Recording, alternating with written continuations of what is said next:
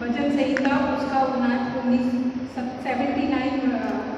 सबक देश के छुटकारे के लिए प्रार्थना। हे परमेश्वर, अन्य जातियां तेरे निज बाग में घुस आई, उन्होंने तेरे पवित्र मंदिर को अशुद्ध किया और यरूशलेम को खंडर बना दिया।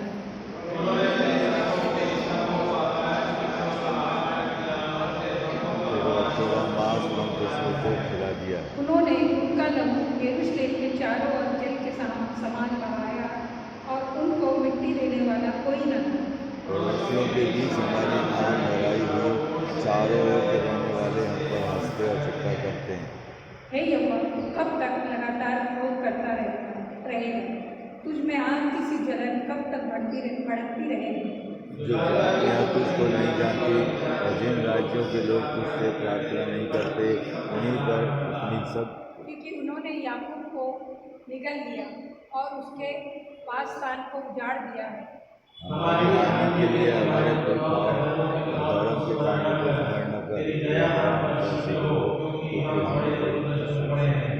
हे हमारे उद्धारकर्ता परमेश्वर, अपने नाम की महिमा के निमित्त हमारी सहायता कर और अपने नाम के निमित्त हमको छुड़ाकर हमारे पापों को ढांप दे।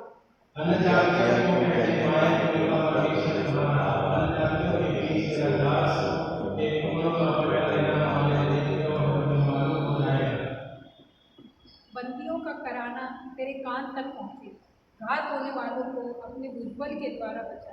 हमारे पड़ोसियों ने जो तेरी निंदा की है, उसका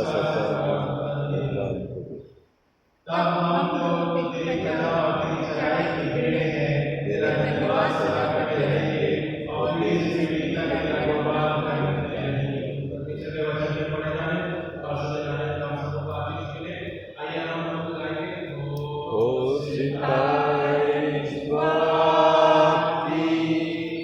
और बेटे की और रूह कुदूस की भी, जैसे कामिल हुई है अभी और रहेगी हमेशा तक।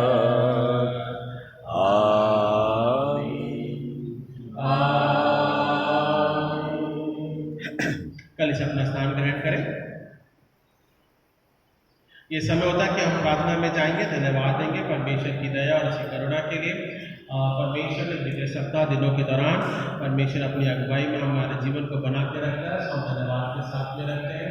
परमेश्वर का प्रेम इसी बात को ठहरा के कहता है, जहाँ हमने 78 वर्ष हमारे देश की उन्नति और तरक्की के लिए बिताए, परमेश्वर की दया और अनुग्रह देश और जातिवादियों के बीच में, चाहे जितने भी जाति धर्म के लोग क्यों न हो, परमेश्वर ने एक समान अपने प्रेम को बना के रखा है।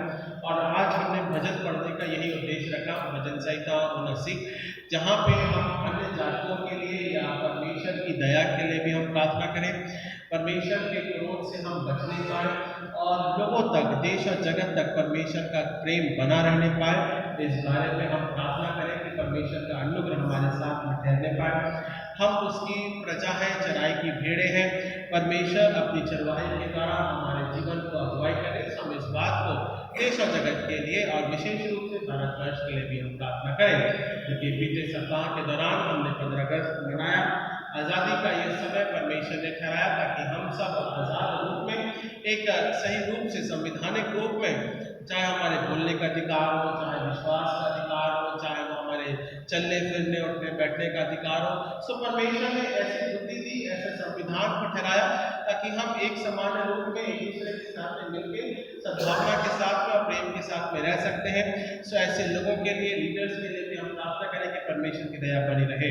साथ ही साथ अन्य देशों में जिस भी प्रकार से युद्धाभास चलता है, चाहे वो इजराइल हो, हमास हो, चाहे वो यूक्रेन हो, और चाहे वो पिता परमेश्वर की दया उस समय के रूप में पिता परमेश्वर का अनुग्रह बना रहने पाए। इस समय के दौरान भी ईरान के साथ में इस प्रकार की गतिविधियां होती हैं, सब इस बात को भी प्रार्थना के रूप में रखें कि परमेश्वर की दया ठहरने पाए।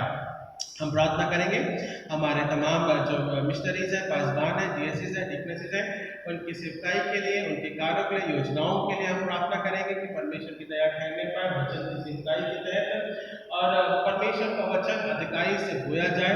कठिन परिस्थितियां होती हैं, बहुत सी ऐसी विविध परिस्थितियां हैं, पर परमेश्वर वचन के द्वारा, सामर्थ्य द्वारा कार्य करने पाए, हम इस बात को भी प्रार्थना के रूप में रखेंगे। बीते समय के दौरान बहुत से ओलंपिक के माध्यम के दौरान भारत ने काफी अच्छा प्रदर्शन किया, हम इस बात को धन्यवाद के रूप में रखते हैं। एक बच्चा मणिपुर से भी, उसने भी ब्रॉन्ज का मेडल जीता आखिरी अंतिम समय के दौरान भी, और ये एक गवाही है, चाहे वो उस बच्चे के विश्वास के लिए हो, खेल के प्रति हो, भारत के प्रति हो। सो हम उसके लिए भी प्रार्थना करेंगे कि परमेश्वर की दया इसी प्रकार से उस राज्य में, लोगों के मध्य में, और जो जिसको निकाला गया विनेश फोगाट को भी, हम उसकी भी प्रार्थना करेंगे कि परमेश्वर की दया आने वाले समय के रूप में बेटी के तहत भी बनी रहने पाए। सो पॉलिटिकल रूप में, राजनीतिक रूप में हम इस बात को प्रार्थना के रूप में रखें कि परमेश्वर की दया रहने पाए।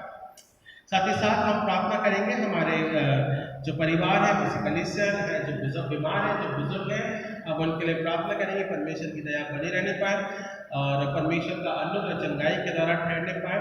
साथ ही साथ हम प्रार्थना करेंगे जोशी फैमिली के लिए, जो कि दीपक सेवा देता है, और उन्होंने डोनेशन किया है।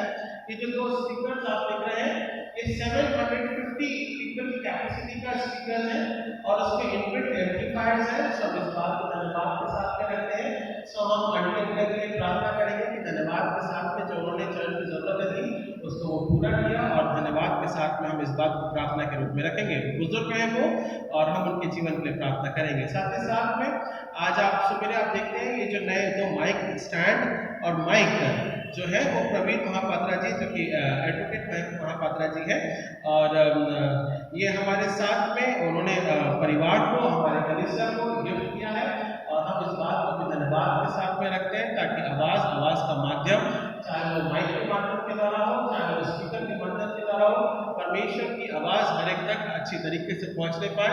और हम लोग बीते सप्ताह के दौरान काफी स्ट्रगल कर रहे थे आवाज के लिए, और परमेश्वर ने इसका हर एक चीजों का इंतजाम किया। दोनों चीजें चाहिए थी, स्पीकर भी आया है और नया माइक भी सिस्टम आया है। हम इस बात को धन्यवाद के साथ में रखते हैं। सो आइए, ये समय होता है कि हम प्रार्थना करेंगे, धन्यवाद देंगे परमेश्वर की, और परमेश्वर का अनुग्रह देंगे। और आप देख रहे हैं गेट पे जाली लगी हुई है, हेलो, वो गेट पे जाली लगी है, तो गेट पे जाली लगी है, उसके लिए हम प्रार्थना करेंगे, धन्यवाद देंगे। ये परिवार से दीदी ने कुछ सपोर्ट किया है, जो भी रहेगा वो व्हाटएवर इट इज, वो आप दीपक को आप बता दीजिएगा किस प्रकार से क्या रहेगा। सो कहने का मतलब है परमेश्वर ने अनुग्रह के द्वारा आशीष दिया है, ताकि हम उसकी सेवा, उसके भवन की सेवा हम करेंगे। सब धन्यवाद देते हैं। ठीक है, आइए हम प्रार्थना